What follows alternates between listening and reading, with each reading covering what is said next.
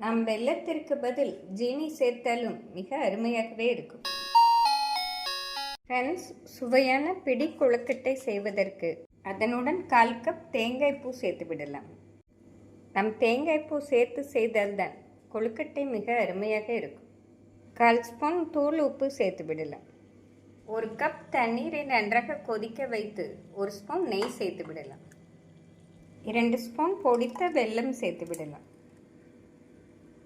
ஒரு முறை நன்றாக மிக்ஸ் செய்த பின் தண்ணீரை சேர்த்து விடலாம். ஃப்ரெண்ட்ஸ், தண்ணீரை நன்றாக கொதிக்க வைத்து சேர்த்தால்தான் கொழுக்கட்டை சாஃப்டாக வரும். நாம் நெய் சேர்த்து தண்ணீரை கொதிக்க வைப்பதால் மிக அருமையாக வரும். தண்ணீர் சேர்த்து கெட்டியாக பிசைந்து விடலாம்.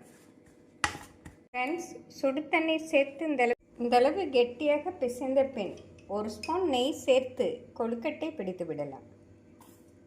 இட்லி தட்டில் நெய் தடவி கொழுக்கட்டையை வேக வைத்து எடுத்து விடலாம். கொழுக்கட்டையை சிறிது சிறிதாக உருட்டி வைத்து விடலாம். இந்த அளவு நீல வாக்கில் உருட்டி வைத்தோம் என்றால் மிக அருமையாக இருக்கும். நாம் வட்ட ஷேப்பில் உருட்டினாலும் மிக அருமையாக வரும். நாம் சிறிது சிறிதாக உருட்ட வேண்டும்.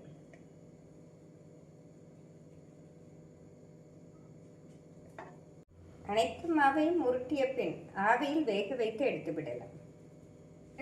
இந்த அளவு மெலிதாக உருட்டினால் விரைவாக வெந்து வந்துவிடும். 1 கப் அரிசி மாவிற்கு இந்த அளவு கொழுக்கட்டை வரும். நாம் வேக வைத்து விடலாம். நாம் மிதமான தீயில் 10 நிமிடம் வைத்தாலே நன்றாக வெந்து வந்துவிடும். 10 நிமிடம் ஆகிவிட்டது. கொழுக்கட்டை நன்றாக வெந்து வந்துவிட்டது. நன்றாக ஆறவும் வேறு பாத்திரத்தில் மாற்றிவிடலாம். ஃப்ரெண்ட்ஸ், சுவையான பிடி கொழுக்கட்டை அருமையாக ரெடி. நாம் நெய் சேர்த்து செய்வதால் ஆறினாலும் சாஃப்டாக இருக்கும்.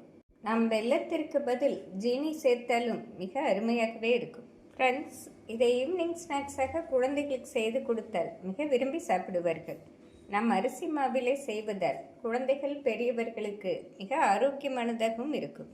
நாம் விநாயகர் சதுர்த்தி, சரஸ்வதி பூஜை போன்ற பண்டிகை நாட்களிலும் இதை செய்து படைத்தோம் என்றால் மிக அருமையாக இருக்கும். வீட்டிற்கு விருந்தினர்கள் வந்தாலும் 10 நிமிடத்தில் செய்து கொடுத்து விடலாம். ஃப்ரெண்ட்ஸ், மிக சுவையான இந்த இனிப்பு கொழுக்கட்டையை செய்து பார்த்து எப்படி இருக்கிறது என்று கூறுங்கள்.